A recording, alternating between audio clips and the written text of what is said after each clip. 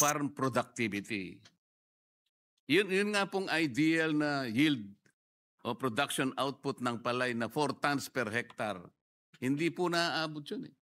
Pero yung pangarap natin, umabot man lang ng 5 tons. Ibig sabihin, 100 kabans of palay per hectare. Pero kailanman hindi po kami nakapag-produce ng 100 kabans. Sa buong buhay po na lumaki ako hanggang sa nakita ko yung paghihirap po na magsasaka. Napakalaki po talaga ng papel ng irrigation. Makakapagtanim ka kahit ilang beses ang gusto mo. 2 hanggang 3. Paano yung productivity po? Hindi po na-achieve. Sayang nga po eh. Kaya pinipilit ko po, Mr. President, sana pag-aralan, alin ba yung mga area na lang? Kasi doon makukuha na po natin eh. Bakit pa tayo magpapagod na tamnan natin lahat ang buong Pilipinas? Hindi naman nangyayari. Hindi naman na-achieve yung productivity na hinahangad natin. E di piliin na lang po natin. Senator Marcoleta is recognized. Salamat po, Mr. President. Mr. President, gusto ko pong malaman kung ilan po talaga ang ating sukat ng lupa sa buong Pilipinas na natatamnan po natin ng palay. Ibig sabihin po, ilan pong ektarya kaya yung irrigable o meron ng irrigation para po magkaroon po tayo ng mental picture gaano po kalawak sa ating bansa ang natatamnan po ng palay. Ang alam ko po kasi, ang sukat po ng ating bansa, Mr. President, 300,000 square kilometers. Ang ibig pong sabihin yan, 30 million hectares po ang kabuuan ng ating bansa. So gusto pong malaman ng representasyong ito, Mr. President, out of 30 million hectares, ilan po ang kalupaan na ating natatamnan ng palay? Ang figura po na ibinigay sa atin ng NIA ay kung 3% slope ng lupa na tinatamnan ang siyang basehan, because ito yung percentage na ito ay determined by yung actual yes, potentially irrigable, sir. potential irrigable and irrigable. Ang total is 3.128 million hectares based on a 3% slope. Now, of the 3.128 million hectares, ang developed area, according to the NIA, is 2.17 million hectares, which is about 70% of the total 3.128 million. And the remaining areas to be developed would be about 1 million hectares, comprising about 30% of the total 3.128 million hectares. Sa makatwid, Mr. President, tama rin po yung naibigay na datos sa akin. Sa total po na 3.17 million hectares, ang 2.17 nga ay developed service area at 1 million naman ang remaining area for development. Meron po tayong kabuang 3.17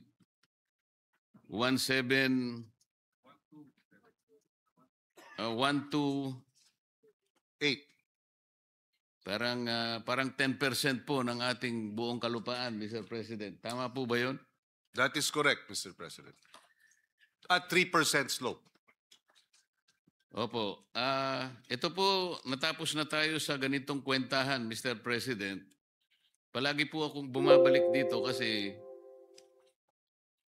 sa aking palagay, mas madali po kasing kwentahin kung palagi nating alam kung ilan po bang bigas talagang pangangailangan ng bawat Pilipino. Ito po, nakwenta na natin. Ang isang Pilipino po ay dapat meron tayong maitalagang 122 kilos bawat taon para mabuhay ang isang tao, ang isang Pilipino.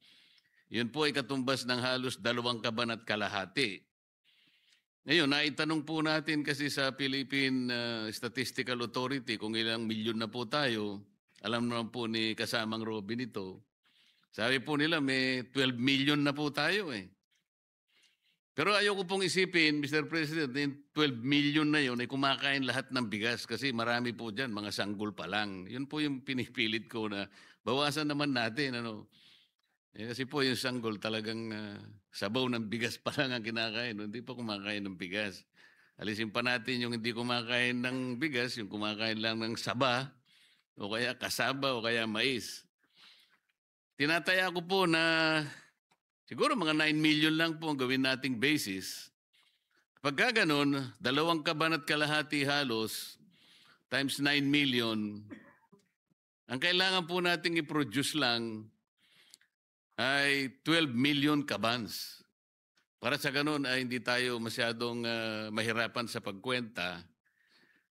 Noong 2024 kasi, Mr. President, sangayon po sa datos ng PSA, nakapag-produce lang tayo ng 19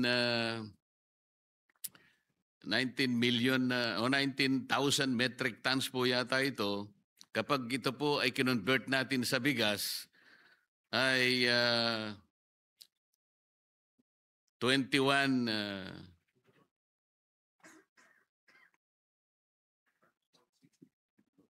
magiging 21.6 nakabans po, 21.6 million. Ano po? Kung 9 million, mangangailangan lang tayo ng 12 million na bigas na yon, mabubuhay na po tayo, Mr. President. Kaya ang proposition ko po sana,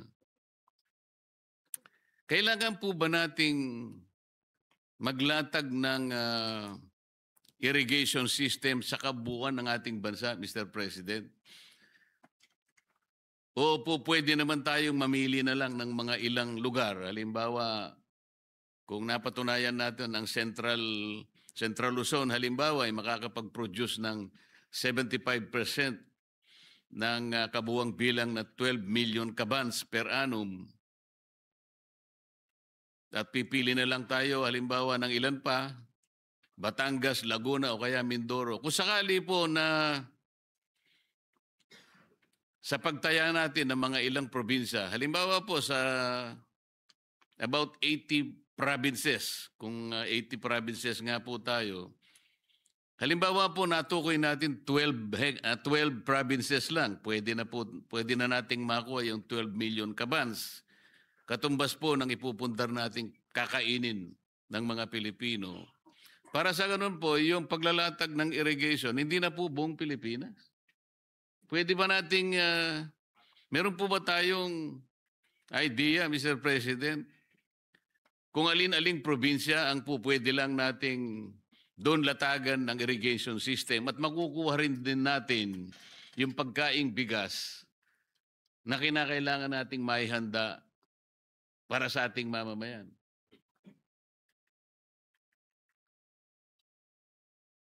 Yes, Mr. President, according to the NIA administrator, regions 12, 6, 10, 4B would be areas that malaki ang magiging potential for better yields. Maganda ang weather at maganda rin ang lupa, Mr. President. Meron po ba tayong pag-aaral na ginawa, Mr. President, halimbawa sa Region 3, ilan po ang potential na may puproduce niyan para sa pagkain ng ating mamamayan? Yes, I understand, Mr. President, the Department of Agriculture actually meron ganyang mga datos, pero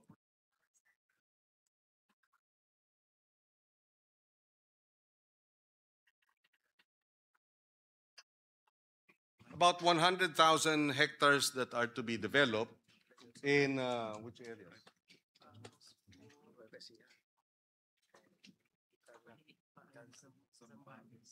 Zambales, Tarlac, and Nueva Ecija, Mr. President.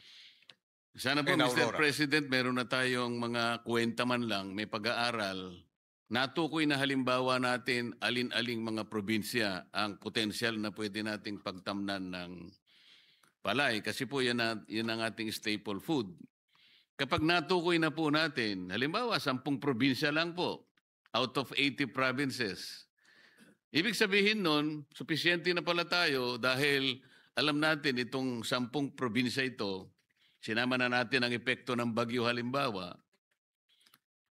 Ang mangyayari po nun, Mr. President, hindi na po tayo magkakalat pa ng maglalatag pa ng maraming mga proyektong pampatubig. Kasi alam na natin kung ilang probinsya lang. Eh. Hindi po ba makakatipid tayo sa ganong klaseng sistema, Mr. President? Well, tama po yan, Mr. President, dahil apart from irrigation, there are other possible interventions na magre-resulta sa mas magandang yield. For example, yung tamang soil analysis at tamang soil preparation. Merong information tayo, at although anecdotal, na yung nagiging yield ng palay per hectare, ang national average is about 4. Pero pagka nagkaroon ng intervention sa soil preparation at soil rehabilitation, umaabot ng hanggang 6 tons per hectare. In other words, pagka may intervention sa soil preparation, you can increase yield. Of course, irrigation is critical, but so is soil preparation. Another area wherein you can improve yields na hindi required ng irrigation is better post-harvest facilities. Dahil ang pinaka-losses, ang estimate ng losses ng from palay to bigas is about 27%. So pagka nabawasan yun, malaki na naman bagay po yun in terms of our being able to produce more rice and make it available sa ating mga kababayan. So that is correct. Maraming ibang potential interventions that are not irrigation related that will likewise contribute to the increase in yields. Yung losses, malaki. About 1 million metric tons of rice is lost every year for various reasons. And 14% ng ito pala, yung 27%, pero even ang ating bigas mismo, hanggang 14% umaabot ang losses. So malaki po. A multi how do you call it, intervention approach and not just irrigation will definitely increase our sufficiency in rice, Mr. President. Tama po yan, Mr. President. Marami pong intervention pero dito sa pinupunto ko po ay yun lamang pagtatamnan natin ng palay, ang isipin natin para sa ganon, alam na natin kung ilang probinsya lang ang pwede nating latagan ng irrigation system. Hindi ngayon kalat-kalat po ang ating pondo sapagkat pinipilit nating ilatag sa maraming probinsya. Hindi naman natin kailangan latagan lahat pala ang buong Pilipinas kasi ang kailangan nga lang natin, nakwenta na natin kung ilan lamang ang pagkain na kailangan ng ating mga mamamayan. Sa ngayon po kasi, Mr. President, hindi po tayo nakakapag-export, nag-i-import pa nga tayo eh. Halimbawa po, kung talagang gagamitin natin yung sinasabi nilang 3.17 million hectares na binigay sa akin kanina na datos, sa ideal production yield na palay lamang po noon, Mr. President, aabot po na tayo ng 15.8 million tons ng palay na makukonvert na natin po yon sa 316 million bags of palay at magiging bigas po 199 million bags. Sobra-sobra na po yun eh. Sa mga tweet, hindi natin kailangan tamnan lahat. Ang aking pong pinupunto, pwede ba nating identify yung mga areas lang na doon pa lang kayang-kaya na nating i-produce yung pagkain na kakailanganin natin. Kasi hindi man tayo nakakapag-export, nag-i-import nga tayo. Ang hindi ko po maintindihan, Mr. President, kung totoo na meron tayong 3 point something million na pagtatamnan, Bakit po tayo nag-i-import? Samantalang ang laki po pala ng, kung lalatagan natin lahat ito, 199 million bags ng bigas na po ito, na sobra-sobra po sa pangangailangan natin. Nakakapagtaka po, hindi naman natin naaabot ito dahil sa aking palagay po, kalat-kalat nga po yung mga proyekto. Halimbawa po, Mr. President, 2026, nag-propose po yung NIA ng 214.5 billion pesos. Nakakalungkot naman, ang DBM po, ang inapprove niya ay 45 billion lang or 21% ng inyo pong nilulunggati, Mr. President. Tama po ba yun? Tama po, Mr. President. O siguro po nakita ng DBM sa layo ng kanilang matang naaabot, hindi nyo siguro kailangan. Kasi nga, meron kayong pagtatamnan na 3.17 million hectares. Hindi naman nyo matatamnan lahat yung mga yun, hindi ba? So, ang akin pong gustong mangyari sana, kung masasagot ninyo ngayon, hindi po ba natin ma-identify o bakit hindi po nyo tinukoy lahat ang mga potential na probinsya na doon na lang tayo maglalatag. Sa makatwid, makukonserve po natin ang ating mga resources. Imbes na 80 provinces ang gusto nating latagan, 10 na lang. Di nakatipid po tayo ng ating pondo, Mr. President. Actually, Mr. President, I recall in the discussions dito sa rice tariffication measure, may mga inputs nga na the resources should be first and foremost as a matter of strategy. Be dedicated dun sa 20 rice-producing provinces sa bansa. So perhaps we can start from there, Mr. President, and we can include that actually dun sa amendments to the rice tariffication measure. But yes, I agree there is that philosophy in rice production na mas mainam ata na ang resources natin i-focus doon na sa mga doon na nga sa mga rice producing already top 20 provinces. By doing that, kumbaga you are putting kumbaga the low hanging fruit na yun eh. Pagka dinagdagan mo pa ng suporta, lalong magkakaroon ng resulta. Kesa sa yun na nga, nung nabanggit ay kalat-kalat. The other area, for example, and to cite an example, Mr. President, sa Region 3, pa lamang, kung dito magko-concentrate, for example, merong 34,000 potential service areas that will yield how many hectares additional? Region 3, nasa 60. And tens of thousands of additional hectares sa Region 3 lang. No? Ilan? Wala kayong ano? Hindi, hectarage coverage. And yes. So, but the other thing that we have to balance lang, Mr. President, is that, ito ang sinabi ng ating administrator ng NIA, talagang malaking factor sa poverty alleviation yung irrigation. And therefore, of course, that has to be addressed in terms of how do we improve yung quality of life by providing additional service areas in terms of irrigation in areas where there are really acute yung poverty levels. So that's another, kumbaga, that has to be factored in also. But I agree, Mr. President, that focusing our meager resources in selected areas to achieve food security and our sufficiency in rice is a serious matter that we should actually look into and may include dito sa amendment sa rice tariffication law. Pasensya na po kayo, Mr. President, kung bakit binibigyan ko po ng emphasis ang puntong ito. Dahil kung hindi po nakapokus lahat ang gagawin natin, halimbawa yung pagpapatubig po, napaka-importante po ng irrigation system. Sa Tarlac Province lamang po, Mr. President, doon sa aking barangay, na doon po ako lumaki, naging congressman po ako, ngayon po ay naging senador po ako.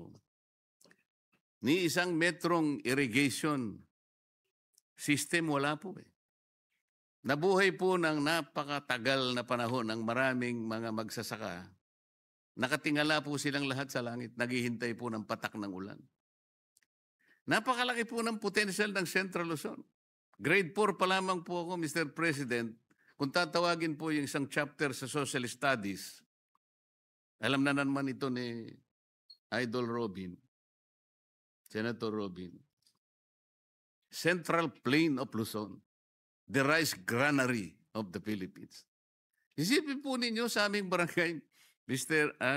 President, wala pong irrigation eh. Kaya imbes na makapagtanim ka po ng 2 beses o 3 beses kaya, wala po talaga eh. Saan po, bakit po kinakailangan tayo magpakalayo-layo? Hindi ko naman po sinasabi na wag na tayong maglatag ng irrigation system sa Catanduanes. Pero ang layo po nun eh. Central Plain of Luzon, potential po na dito lang. Ang totoo po yung 2 Mindoro provinces. Ang laki din po ng potential. Kasi merong irrigation yun. Pero sa Tarlac po, talaga pong malulungkot ka eh. Mamaya po pupuntahan ko yung balog-balog na yan. Dahil, sabi ko nga po sa inyo, doon ako lumaki, yung balog-balog na yan po, pinag-uusapan parang alamat. Ang dating Pangulong Pinoy, pinangarap niya rin po yun. Naging congressman, naging senador, naging presidente ng Republika ng Pilipinas. Yung balog-balog, talaga pong alamat na lang. Hanggang ngayon po. Yang totoo niyan, sumulat po sa akin yung League of Municipalities po ng Tarlac. Nagpapatulong po sila na sana'y masuring mabuti kung paano ang nangyari sa bidding ng balog-balog na yan. Dahil sa ang kanila pong sinasabi, Mr. President, ay naibigay po yata yung pagpapagawa nung earthworks aspeto ng balog-balog, hindi po masyadong napag-aralan. Yun po yung nilalaman ng sulat, pero pupuntahan ko mamaya yun. Kasi kapag hindi po focus, nasasayang po yung resources, Mr. President. Ang kailangan po natin, farm productivity. Yun nga pong ideal na yield o production output ng palay na 4 tons per hectare. Hindi po naaabot yun eh. Pero yung pangarap natin, umabot man lang ng 5 tons. Ibig sabihin, 100 kabans of palay per hectare. Sa murang gulang ko po, wala po kaming inabot na ganun eh. Dahil nagtatanim din po ako eh. Ako po siguro isa sa mga biktima ng child labor, Mr. President. 11 years old, kung mo sasabihin Idol Senator Robin na ikaw ay 9 years old, 10 years old, pag nasa probinsya ka, hindi pwedeng hindi ka tumulong. Pero kailanman hindi po kami nakapag-produce ng 100 kabans. Sa buong buhay po na lumaki ako hanggang sa nakita ko yung paghihirap po na magsasaka. Napakalaki po talaga ng papel ng irrigation. Makakapagtanim ka kahit ilang beses ang gusto mo. 2 hanggang 3. Paano yung productivity po? Hindi po na-achieve. Sayang nga po eh. Kaya pinipilit ko po, Mr. President, sana pag-aralan, alin ba yung mga area na lang? Kasi doon makukuha na po natin eh. Bakit pa tayo magpapagod na tamnan natin lahat ang buong Pilipinas? Hindi naman nangyayari. Hindi naman na-achieve yung productivity na hinahangad natin. E di piliin na lang po natin. Ang totoo niya, siguro kahit isang probinsya na lang eh. Provided we are able to put all the resources na produce natin ang kakanin na isang probinsya na lang. Wala po eh. Yun na po yung gusto kong makita sana, Mr. President.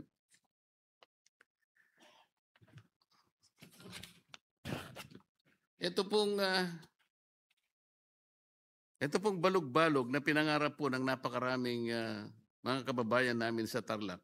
Mahigit na pong 20 taon ito ay naging pangarap po eh. Sana man lang ay makita pa natin, lalo na po kami taga-Tarlac, ang realization po nitong balog-balog irrigation system na ngayon po ay ibinigay sa akin na problema ng maraming mga kababayan ko sa Tarlac. Sumulat po sa akin ng presidente ng mga Mayor's League Association at gusto nga po nilang siyasatin po natin sapagkat yun daw pong nanalo sa bidding, Mr. President, ay hindi naman po nakapagsumite ng isang requirement na kung tawagin ay SLCC. Yun po yung single largest completed contract. Pwede po bang ipaliwanag natin para sa kapakanan po ng ating mga mamamayan, lalo na po yung mga taga-Tarlac na yung ilan dito ay nakikinig po. Kasi gusto ko rin po sana na matulungan sila at sinadya ko na pong gamitin ang pagkakataong ito para may paliwanag din po natin sa kanila kung tama po yung kanilang mga pagdududa sa pagkakagawa o gagawin na project sa pagitan ng isang pinili nila na contractor, Mr. President.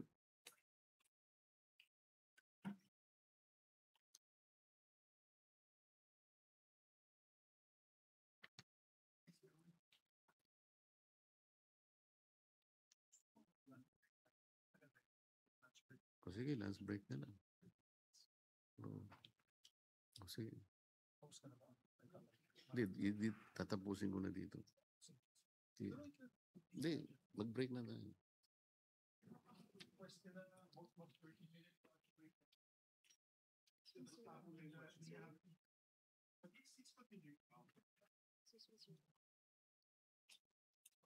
So tapusin mo, boss? Hindi, pagbalik na. Mr. President? Yes, Majority Leader. Yes, with permission, of course, of the two gentlemen, Senator Pangilinan, the chairperson of the subcommittee, and Senator Marcoleta, I noticed the staff of the LBRMO and of course, NIA itself, mga gutom na siguro lahat yung mga yan. Kanina pa sila, including the presiding officer. No, I ate lunch already. Oh, buti po kayo. Buti pa pala kayo, sir. So, if it's okay, we can take a 30-minute break and come back at 1 o'clock, Mr. President, with their permission. Is that a motion? Yes, I so move, Mr. President. Yes. We'll suspend the Session. Session. session for 30 minutes.